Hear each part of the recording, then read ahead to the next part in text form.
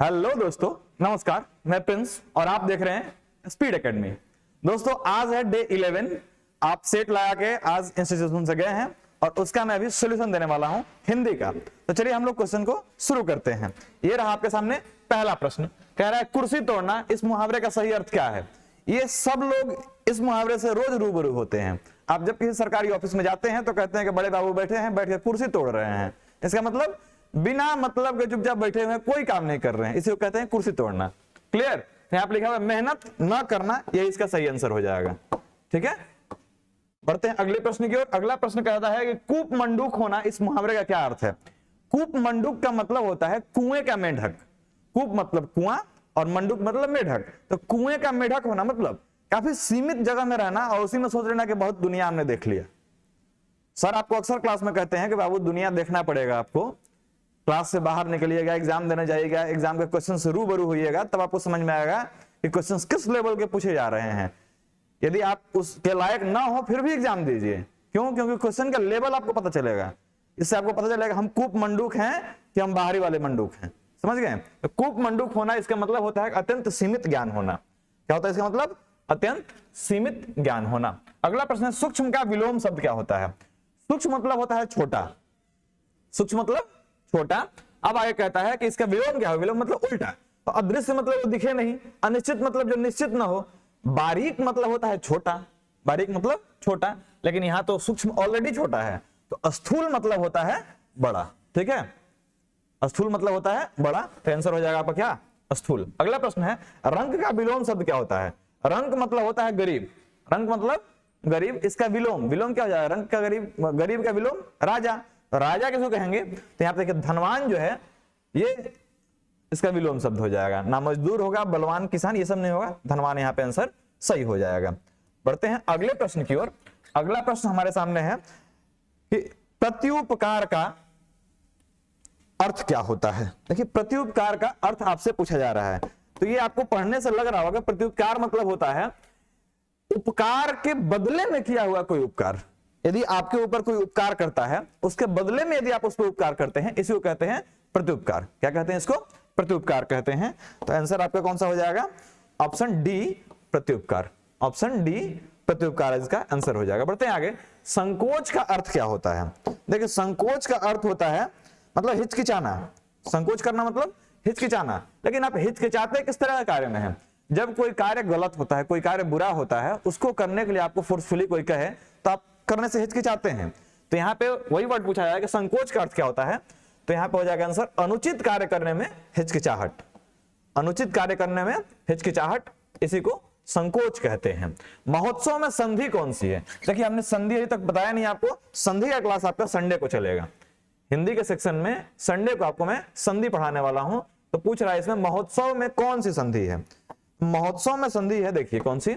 दीर्घ संधि है। कौन सी संधि है? दीर्घ संधि। कैसे? महोत्सव को लिखेंगे महाजोड़ उत्सव। महाजोड़ उत्सव। ठीक है, तो इसमें कौन कौन से शब्द जुड़ रहे हैं? इसमें जुड़ रहा है आ जोड़ उ। तो आ और उ मिल करके क्या बना रहे हैं? ओ बना दे रहे हैं। इस तरह की जो संधि होती है इसी को दीर्घ संधि कहते हैं। यहाँ पे ह्रस्व है, ये मिलकर दीर्घ हो जा रहा है। ठीक है, तो इसी को कहते हैं दीर्घ संधि। यहाँ पे दीर्घ स्वर संधि लग रही है किसमें? महोत्सव में। पढ़ते हैं अगले प्रश्न की ओर। गिरिंद्र में कौन सी संधि है। देखिए गिरिंद्र में संधि कौन सी है? गिरी जोड़ इंद्र, इसमें भी दीर्घ स्वर संधि है। कौन संधि है? दीर्घ स्वर संधि है। बढ़ते हैं अगले प्रश्न की ओर। रिक्त स्थानों की पूर्ति करें। रिक्त स्थान की पूर्ति मनुष्य की स्वाभाविक खाली स्थान विपत्ति में होती है। मनुष्य की स्वाभाविक परख जो होती है, मनुष्य की स्वाभाविक परख मतलब वो मनुष्य कैसा है, ये कब पता चलता है? विपत्ति में। कहा जाता है ना कि विपत्ति में ही समझ में आता है कौन आपका दोस्त है और कौन आपका दुश्मन है। ठीक है, तो यहाँ पे आंसर हो जाएगा परख, यानी उसकी जांच होती है कहाँ पे? विपत्ति में। रिक्त स्थानों की पूर्ति करें। विवेक खाली स्थान से जागृत होता है।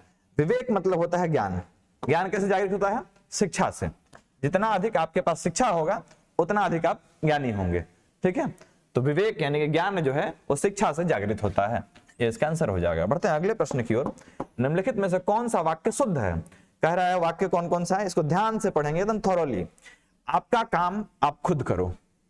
आपका काम आप खुद करो, तो ये गलत लग रहा है। आपका नहीं होना चाहिए था, अपना काम आप खुद करो। अपना काम आप खुद करो। अपना शब्द जब होता है तब ये सही होता है, तो ये वाला गलत है। ठीक है, बेरोजगारी सबसे बड़ी समस्या है, ये सही लग रहा है अभी तक।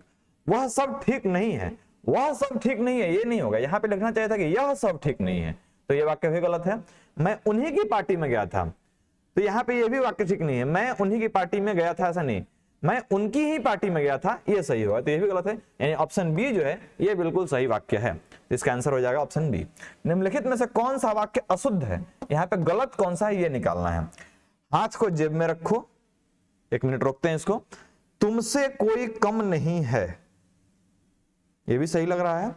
अभी कहीं नहीं जाना है, मैंने कहीं नहीं जाना, ये गलत है, ऑप्शन डी। मैंने कहीं नहीं जाना है ऐसा कहना गलत है।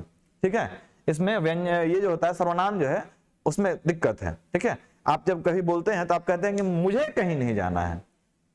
दिल्ली वाले ऐसा बोलते हैं, मैंने कहीं नहीं जाना है, तो वो वाली भाषा मत यूज कीजिए। यहाँ शुद्ध हिंदी की बात हो रही है, तो यहाँ पे हो जाएगा मुझे कहीं नहीं जाना है, मैंने कहीं नहीं। यहाँ मैंने के जगह क्या हो जाएगा, मुझे, मुझे कहीं नहीं जाना है, ये चीज ठीक होगा। ठीक है, बाकी तीनों वाक्य जो थे वो सही थे। बढ़ते हैं अगले प्रश्न की ओर। अगला प्रश्न हमारा कहता है कि राम बाजार से केले लाया, ये कौन सा भेद है। ठीक है, राम बाजार से केले लाया, ये कैसा शब्द है, तो ये एक सरल वाक्य है।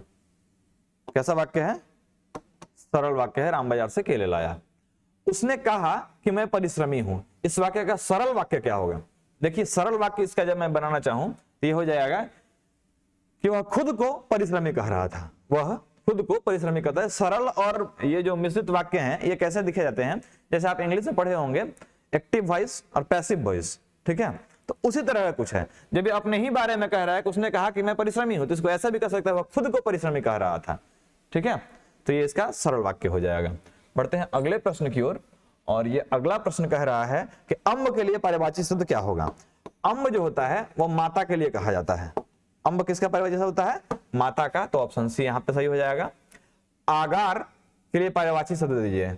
आगार कहा जाता है आगामी को, आगा, आगे, आगे। ठीक है, आगे, आगामी, इसके लिए आगार वर्ड भी यूज किया जाता है, तो यहाँ पे आगामी शब्द जो होगा वो इसका आंसर हो जाएगा। आगार का पर्यायवाची, पर्यायवाची मतलब होता है 1, 2, 3, 4 और जो शब्द होते हैं उसके जैसे उसको।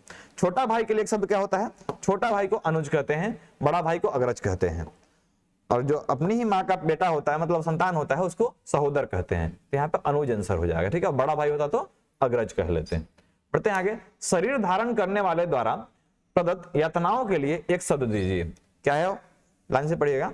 शरीर धारण करने वालों द्वारा प्रदत्त यातनाएं, तो इसको कहते हैं अधिभौतिक। क्या कहते हैं, अधिभौतिक। वाक्य के लिए कि किस भाग में त्रुटि है उसको चिन्हित करना है। वाक्य को पढ़ेंगे ध्यान से। वाक्य क्या कह रहा है कि तुम कक्षा में आते हो तो तुम्हारी पुस्तक साथ क्यों नहीं लाते हो। तो देखिए यहां पे गलत है, यहां तुम्हारी की जगह होना चाहिए था अपनी। क्या होना चाहिए था, अपनी। अब देखिए सही लगेगा, तुम कक्षा में आते हो तो अपनी पुस्तक साथ क्यों नहीं लाते हो। अपनी पुस्तक साथ क्यों नहीं लाते हो, तुम्हारी पुस्तक नहीं, अपनी पुस्तक। ठीक है, तो ये अपनी शब्द लगाएंगे तब ये सही होगा। अगला सेंटेंस है, वाक्य के किस भाग में त्रुटि है। मान लो समय पर काम पूरा न हुआ तो फिर क्या करोगे। तो यहां मान लो की जगह हो जाएगा मान लें। मान लें समय पर काम पूरा न हुआ तो फिर क्या करोगे। क्लियर, तो यहां पे गलत था। तो आज के कुल 20 प्रश्न जो थे हिंदी के वो समाप्त हुए। अब हम लोग मिलते हैं अगली वीडियो में जिसमें आपको जीके बताऊंगा, उसके आगे रीजनिंग बताऊंगा। जय हिंद।